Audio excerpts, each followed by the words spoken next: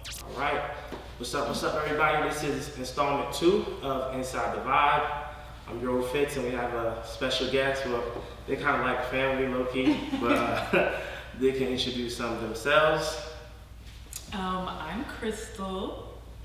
What do I say? Oh, like the founder of Oh, you want me to do all that? Yeah, good luck. Okay. Run it back. Okay.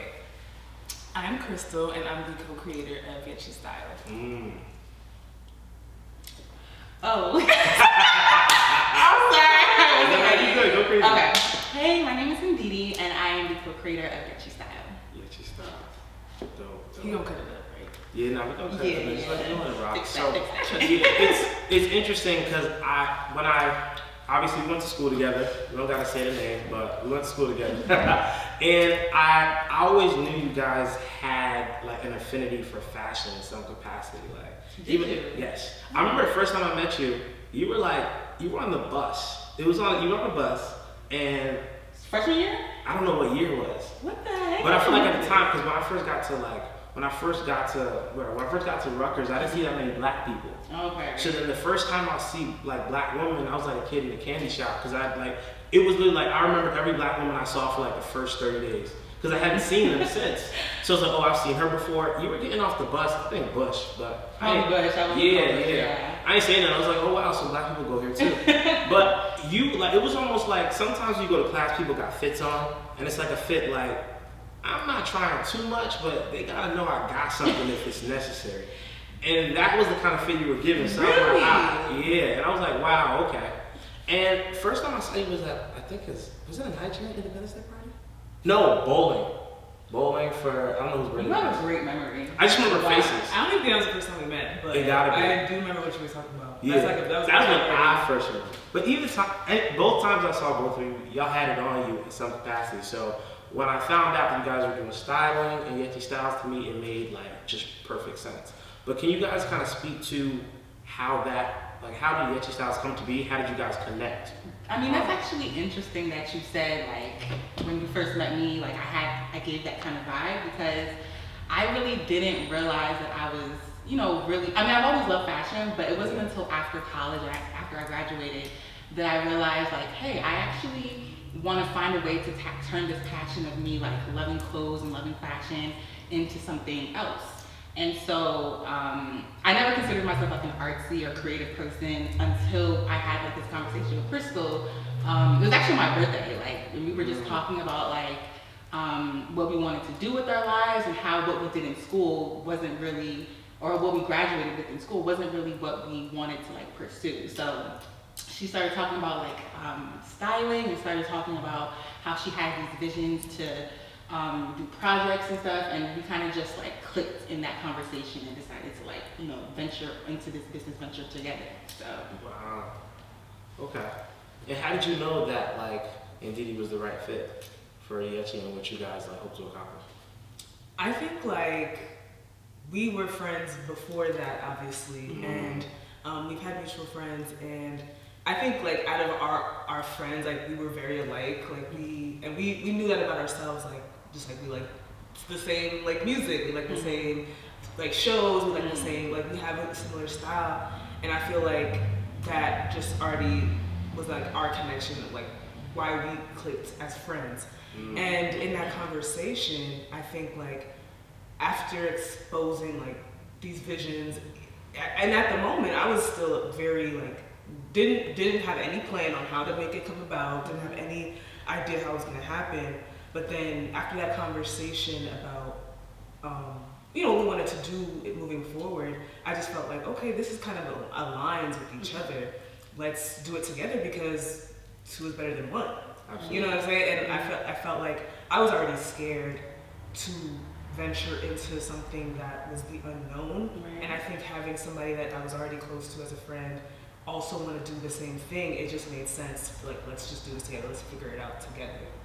So you guys are talking about how Yechistyle came to be and just how the friendship and you guys kind of realizing you had similar likings helped create like the basis of what is the brand now. Do you guys kind of sync in that way on the processes that kind of go into designing, like who you want to work with, how you bring those ideas to life? How does that work? Does that personal connection, is it help, or would you say it hurts? Like, how does that impact how you guys create from that standpoint? I mean, it like Crystal kind of said, like, you know, we learned how to do this thing together. We're still learning. But I think through the experiences that we've had thus far, the projects we've done, we've kind of learned what process works for what we do. So like reaching out to people and all the photographers and all the different makeup artists and people that we've worked with, we kind of know the different people who, when it comes to a concept and whatever vision we have, we kind of can map out like, okay, who do we think is going to fit this project the best? What photographer style, or what hairstylist style will fit this vision the best? And that's not to say like our process is perfect just yet, but we're, you know, what we've accomplished and what we've done so far has helped us to kind of map out the process that we're working on right now. And there's still room for improvement, but I think, you know, we've just kind of learned what process works for now, really. Yeah, I think like when we first began, like we had no idea what we was doing. Like we just kind of was like, oh, we want to create, like, so let's like do what we got to do to make this come about. And I think between us, we had a few like friends in this space, like photographers, videographers. So we already kind of had people that we could lean on for support and just help. And from like kind of getting into this, like we learned their processes, and then the new people we worked with, we kind of learned their processes, and it allowed us to kind of shape ours to what it is now. And I think now we kind of go based on that same process because we've done it so many times, and like we know that it works. And of course, like Didi said, like there's room for improvement. Like it's not a perfect process. There's ways. There's probably ways to cut time, cut like expenses, and cut like certain things that get in the way of really creating and doing it seamlessly. But it takes time. It's not an overnight thing. It's really just like trial and error, like figuring out what works and what doesn't. Right. Yeah, I think that's important to state that both of you kind of touched upon that. Like, I don't think no matter what level of, I would say, success anyone's found in any space they're at, like from Jordan to LeBron to Brady to Oprah, whoever, I think anyone would tell you that the part of their success is understanding to still be teachable, to be open to kind of tinkering that process of how they approach whatever medium they're working in. And that kind of brings me to my next question. The way you guys kind of style and design, kind of use your network to create art that you share with your clients.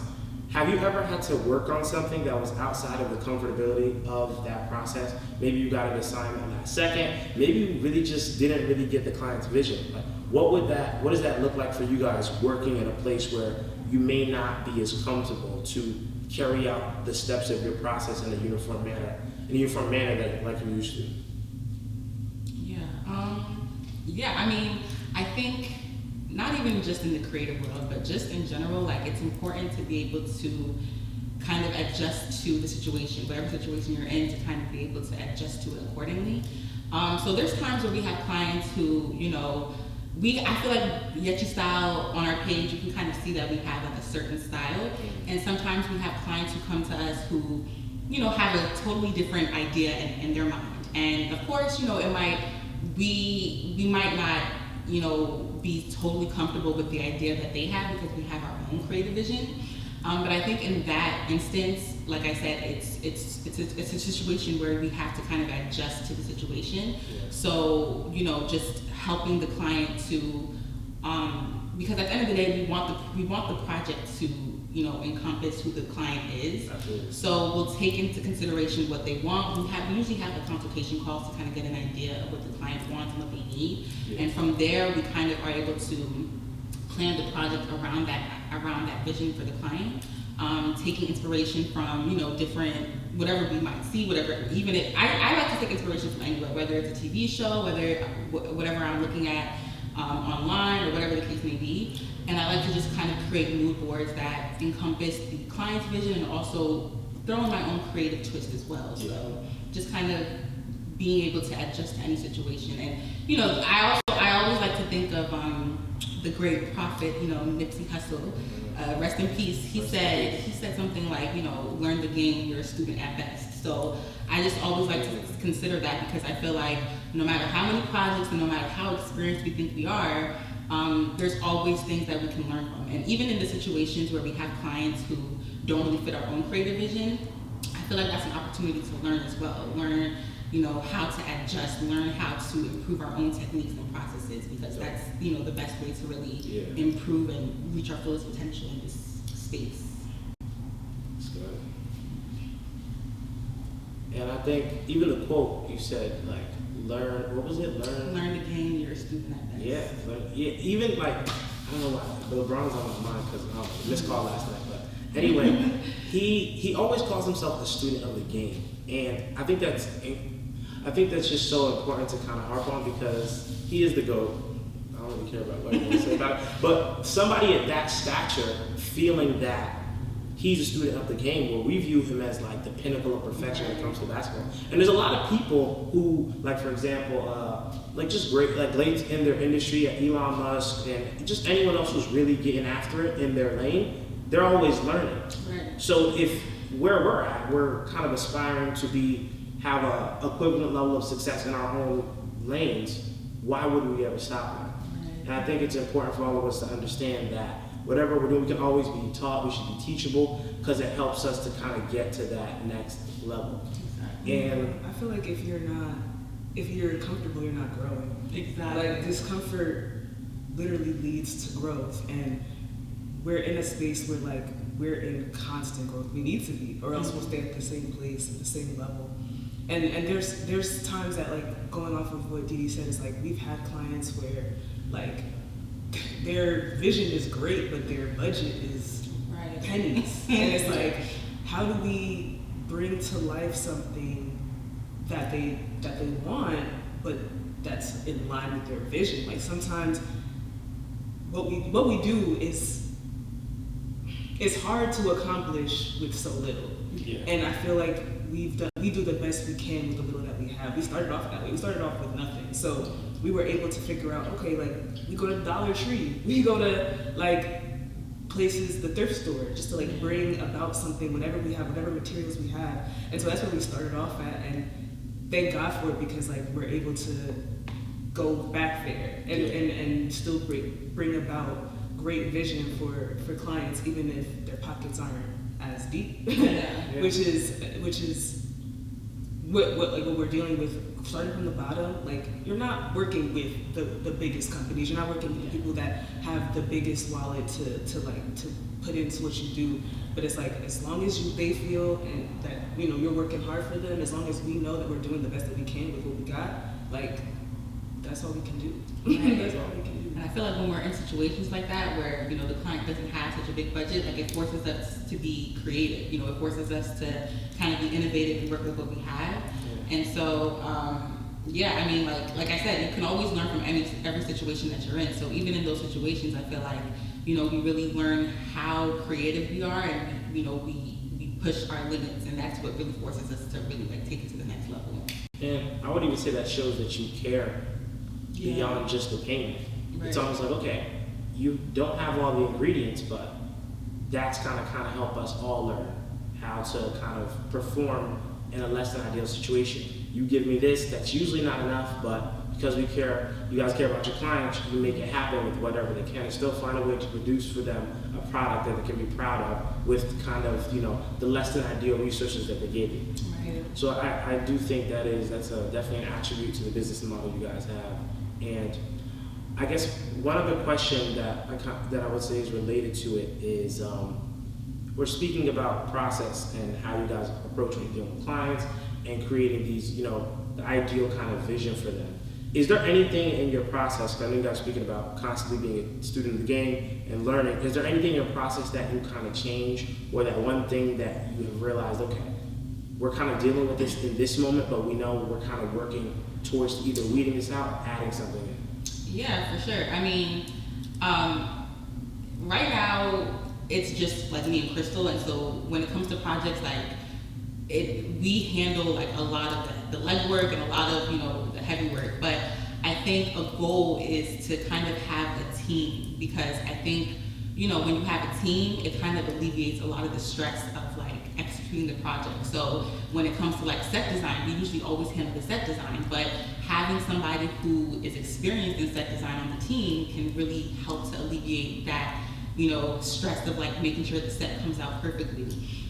Or even just having like a stylist. We also do style, but you know, I love like collaborating with stylists because it's just really helpful having like another pair of hands on set. So I think just building up to being able to, you know, have a team so that we can really execute the vision perfectly without having to handle everything ourselves. I think that would be like, that would really help the process. It's just having like a team that can help execute the vision perfectly. Absolutely. Yeah, I definitely agree. I think having more people in place would allow us to kind of handle the production. Mm-hmm. So like we do, I feel like we do so much. I feel like we're a team that's like, I don't want to put us in a box. Like we can pretty much mold into like what is needed. And I say that to say like we've done music videos, we've done photo shoots, video shoots for just people, for models, for small businesses. Like I think that the process changes with what the client is, because each client like needs a different thing. But I feel like we'd be able to take on more projects. We'd be able to kind of even charge more if we had a bigger team and we're able to kind of like turn over projects quicker. Yeah. That's the goal, right? To make more money in business. Right. Like I don't want to like whisper it, but it's like it is what we want to eventually it's do. true. Yeah, it Bottom is. line is the bottom line. You can't promote your mission statement of the company and kind of create an environment and just a culture for clients with no dollars. You can start, but it won't really be ever built up beyond just an idea with no money. So business is partly is about revenue and income. So it's not even a whisper. And it's like we want to provide more. Absolutely. We can't provide more if there's nothing there. Yeah. We gotta pay our bills too. So Can't cook with no ingredients. So. No, seriously. But definitely adding to the team. And like even moving into other industries that we've never touched. Like that's ultimately, I think, like what our goal is, like to touch more, to have a higher end client. Yeah. And in order to do that, like there's absolutely a need for a team. Yeah. Absolutely. Yeah. Absolutely. So I'll say, last thing I have for you guys, you can answer this in whatever way you see fit. Where do you see the brand in? I'm not even going to give it a time, but where do you see the brand in, I guess, the next step of, I would say, evolution for you guys? Like, what's next? And it could be project-based, it could be model-based in terms of the model company. I know you guys said you wanted to grow. You can kind of touch on that, but you could just kind of speak to the viewers. What does the next step for you guys look like from where you currently are? Yeah, for sure. I mean, like Crystal said, like, I think we definitely want to be able to work with like bigger clientele. And just kind of like being the go-to for people, you know, when they have a brand, you know, I want them to like think of, you know, I think Yechistyle will be able to help me, you know, brand myself, or be able to help me create a name for this brand. Absolutely. I want our work to speak for itself, and I want people to be able to come to us for, especially like big brands and, you know, working with bigger clientele. I want to be able to be the go-to for brands and people who, you know, want to create a name and who need projects executed perfectly. So it's funny that you asked, because I was just thinking about what that would look like too. And I think when we first started, there was a vision, but like the execution was something that we were figuring out. We didn't know what the next step was. And I think we started doing projects and they were really good. And people started reaching out to us to, you know, to do maybe their birthday shoots or do a shoot for whatever they needed. And we kind of just like, oh yeah, like y'all want us, we're here.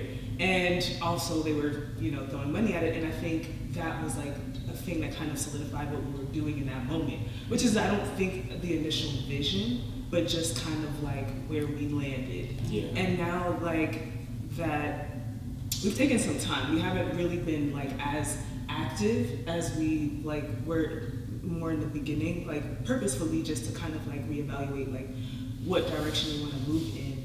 And I think that direction is just, it's going to be more intentional. I feel like we're so used to like bending to people's vision, but I think we want to have a vision that people bend to. Like I think that we want to establish like who we are and like what we do. And if you want that, then you could come to us. But if you want us to kind of create your vision, like no, find somebody who's in that lane doing that. And I think like when it comes to moving up, because obviously we want to do that, we want to level up. I think we want to just get as creative as possible, like working with corporate businesses, beauty brands, artists, collaborating with different artists who are established or doing well for themselves. I just want to like I don't necessarily like have a number like how much I want to be making a year. I'm not focused on that. I just want to focus on getting better as an individual and connecting with as much creators as possible. Like I think when that's my focus, like God will do the rest. Like he'll fill in the blanks and provide what I need. But I just want to focus on the art. Yeah, and like I don't want to put us in a box. Like anything is possible. Like we can end up literally anywhere. Keep styling people for the Met Gala, or just. I really just want us to improve who we are as creatives, and with that improvement, our projects will be improved. The quality of our work will be improved, and I think with that comes like working with just having bigger projects, and I think all of that, like everything will kind of follow once everything is like improved, and once we kind of establish ourselves as like The standard. experienced creators. Yeah. Exactly. Yeah. And I think that's important. Everything you guys are saying, almost giving yourself a kind of applicability to be open to different kind of styling that may not be in your specific lane right now, but also maintaining your own clear-cut, standard kind of style, aesthetic, where people, okay, you come to us for this, we can kind of go here, but this is the standard we have. So if it's not this, we can kind of, give you some referrals, but that's not something we're into. Right. Yeah. But yeah, no, I thank you guys for the insight. I definitely appreciate you guys coming out. Thank you.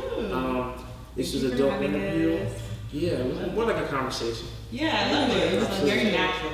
Yeah, and this is so Yechistyle. This is Chris. This is Ndidi, and that's a wrap.